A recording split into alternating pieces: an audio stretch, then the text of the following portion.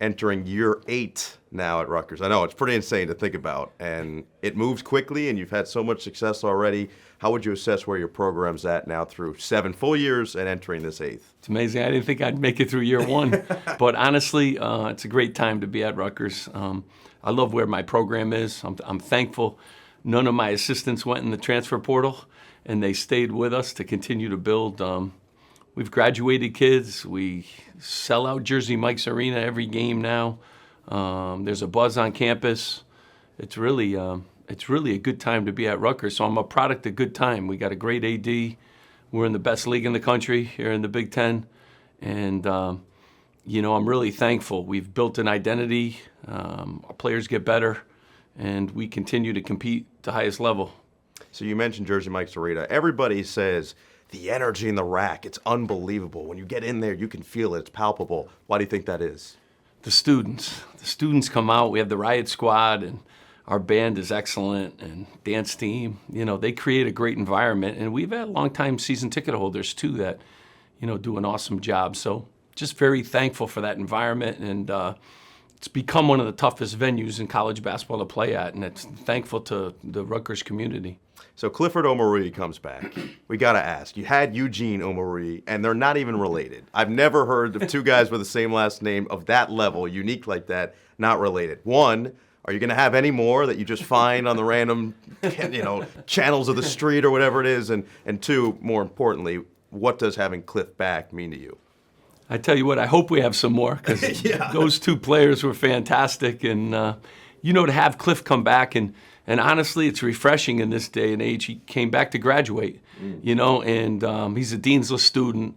I think he's one of the top big guys in the country. I know Zach Edey's in our league too, but like Cliff and he, as good of big guys as there are. And, just very thankful he came back to, graduate and continue putting us in postseason. And I hope there's a few more in the name.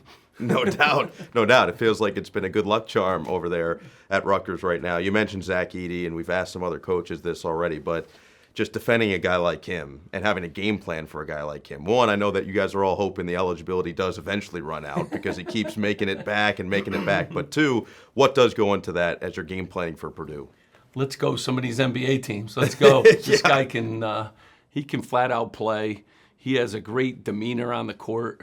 I think he has great hands, and his ability to pass the ball, too, is really unique for a guy his size.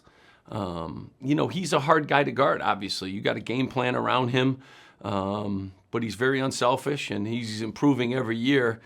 I certainly don't want to see him again this year, because I know he'll come back with a few more tricks up his sleeve, but a really good player, and obviously a great program. Matt Painter does a great job moving him around and making him hard to defend.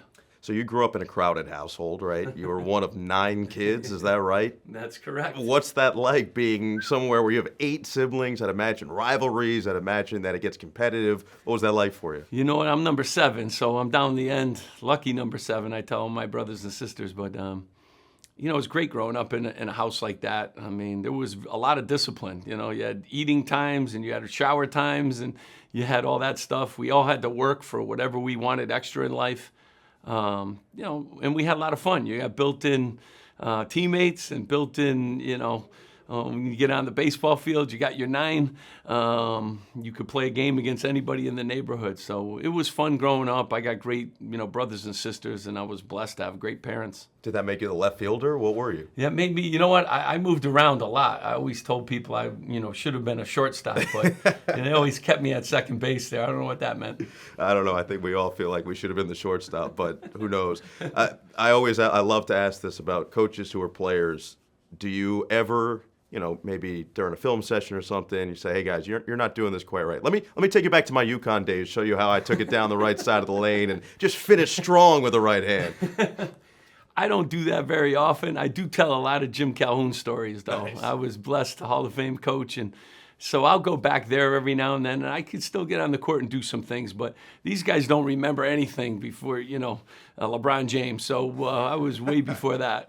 So, Connecticut guy, but feels like you've taken the Jersey stuff to heart. You can tell that you're a Jersey guy through and through now. How have you adapted that culture and that feeling around what surrounds Rutgers? You know what? I love New Jersey. I've been fortunate. I've traveled a lot in my coaching career, and I've had to live in a lot of different places, all the many stops. I mean, the New Jersey just has a grit about it, and just good people and variety, from farms to beaches to cities. I just love I love the toughness and the tenacity of Jersey people, and I think that's what our program, and I know Coach Ciano's doing that too on the football side. Makes the place just just special. Love living there. My family loves living there, and it's just been a great stop for us. Do you go breakfast sandwich or fat sandwich? Which one you going with? Well, I'm going Taylor ham always. Nice, and I told you nice. that. My kind of guy. But I got to slim down, so I got to cut out all that stuff, and I got to get ready for the season. No, I'm going to be here to prop you up. I'll be like your Flavor Flav. You look great, Coach. I can promise you that much. You guys have finished over 500 now, 4 years in a row. Last time that happened, you mentioned 38 years ago was the last time that happened at Rutgers. What would it mean to do it again, continue that tradition, continue that for a fifth straight year? You know what I just love? We've had 4 years of really consistency. It's tough in this day and age, too, with all the new rules and the roster movement and all the other things that we're dealing with, and that was included, COVID during that time, too. So to do it again just, really solidifies where the program is year in, year out. It doesn't matter who leaves. It doesn't matter who graduates. Rutgers basketball is good and remains relevant and in the best league in the country. So it'd mean a lot to my staff. It'd mean a lot to me to continue the traditions that we started, where when we throw it up, we're tough. NCAA tournament in 2 of the last 3, and would have made it in 2020 as well. I mean, you've taken this program to legit heights. The recruiting is obvious and evident to everybody. What's that next step for you guys as you continue to progress? Yeah, I mean, our goal since 8 years ago I took over when we were picked 14th, was to win a national championship. And, this is the league that we can do that in. If you can compete in this league, you can compete for that. We were in the Final Four in '75. I know all those players. Unfortunately, we lost Phil Sellers this past year, one of the Rutgers greats. But we want to do that. We want to get back to that level. And I talked about it 8 years ago. People said, "Oh, this guy's lost his mind," and now we're getting closer. And I think this year's group is going to be a hungry group. We're going to be a little different. We're much better offensively, but we still got a little bit of that Jersey grit.